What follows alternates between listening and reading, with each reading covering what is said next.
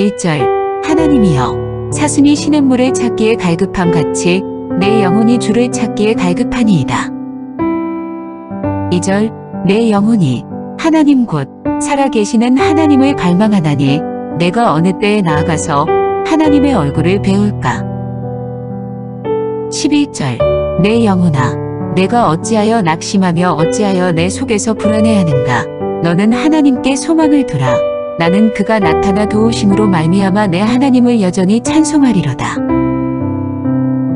예, 오늘 이 시간 그 시편 42편의 말씀을 함께 묵상할 수 있기를 원합니다. 이제 우리는 시편의 이제 1권을 우리가 다 묵상했고요. 오늘부터는 이제 시편 2권에 들어가게 됩니다. 그래서 가장 첫 번째 우리 시편 42편을 우리가 묵상하게 되는데요. 우리가 삶을 살아갈 때 보면은 이 불안함이라는 게 있습니다. 그래서 불안함 속에 우리가 살아가는 그런 삶들을 살아가게 되는데, 이 시의 내용을 봐도 이 시를 지었던 저자의 모습을 볼 때에 참 정말 불안함 가운데 있지 않았는가라는 생각을 가져보게 됩니다. 우리 구절을 보면은요, 이렇게 얘기하고 있죠. 내 반석이신 하나님께 말하기를 어찌하여 나를 잊으셨나이까. 내가 어찌하여 원수의 압제로 말미암아 슬프게 다니나이까 하리로다. 이제 시편의 이제 저자는 자신이 이제 원수의 압제로 말미암아 이제 힘든 상황 속에 있다고 얘기를 합니다. 그런데 이 원수의 압제가 어느 정도냐면은요, 자신이 슬플 정도로, 자신이 어떻게 보면 감당할 수 없을 정도로 내 상황이 쉽게 풀리지 않는다라고 얘기하는 것이죠. 그런데 상황만 있는 것이 아닙니다. 그에게 나타나는 소리도 있습니다. 뭐냐면 우리가 3절을 같이 볼까요? 3절을 보면 사람들이 종일 내게 하는 말이 네 하나님이 어디 있느뇨 하오니 내 눈물이 주야로 내 음식이 되었도다 라고 얘기합니다. 사람들이 종일 따라다니면서 얘기를 하는 거죠. 우리가 뭐 크리스천이라고 이야기를 하면 우리가 이제 내 뜻대로 되지 않을 때 주변에서 이런 말들 하지 않습니까? 네 하나님이 어디 있느냐? 너가 그렇게 하나님 믿는다고 하는데 너가 믿는 하나님이 왜 너의 상황을 해결해 주지 않느냐? 우리가 생각할 때 우리가 정말 하나님을 믿는다고 하면 정말 나에게 건강이 있어야 되고 내 모든 일들이 잘 풀려야 되고 내 가정, 내 자녀, 내 부모가 그 항상 행복 가운데 있어야 되지 않겠습니까? 그런데 우리 삶이 꼭 그렇지는 않잖아요. 근데 그런 거를 보면서 이제 주변 사람들이나 여러 가지 소리들이 이제 그런 이야기들을 하게 된다라는 것이죠. 그런데 그 이야기는 3절에만 있지 않습니다. 10절에도 있습니다. 10절을 보면요, 내 뼈를 찌르는 칼같이 내 대적이 나를 비방하여 늘 내게 말하기를 네 하나님이 어디 있느냐라고 그렇게 얘기를 하죠. 이 얘기는 꼭 내 이웃만이 말하는 것이 아닙니다. 세상에서 들려지는 소리, 뉴스들, 문화들, 상황들, 소리들, 정말 세상의 수많은 소리들이 우리를 하나님 곁에서 떠나가게 만들지 않습니까?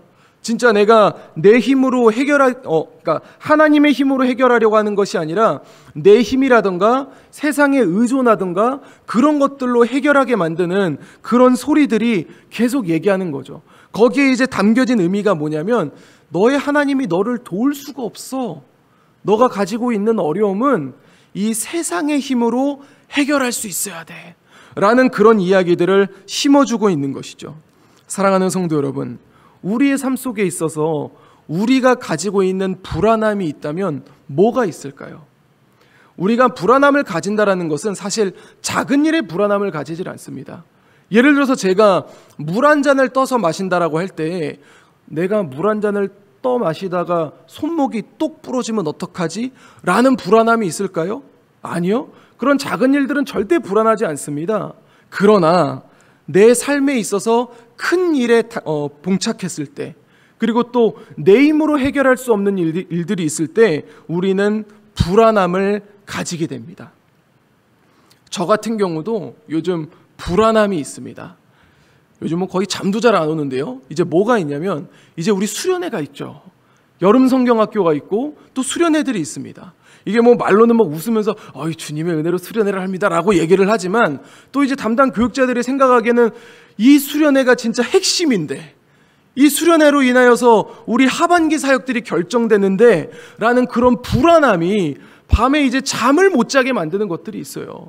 이제 우리가 뭐 수련회를 할 수 있게 돼서 참 다행입니다, 뭐 합니다라고 얘기를 하지만 우리의 상황이 내 뜻대로 되지 않거든요.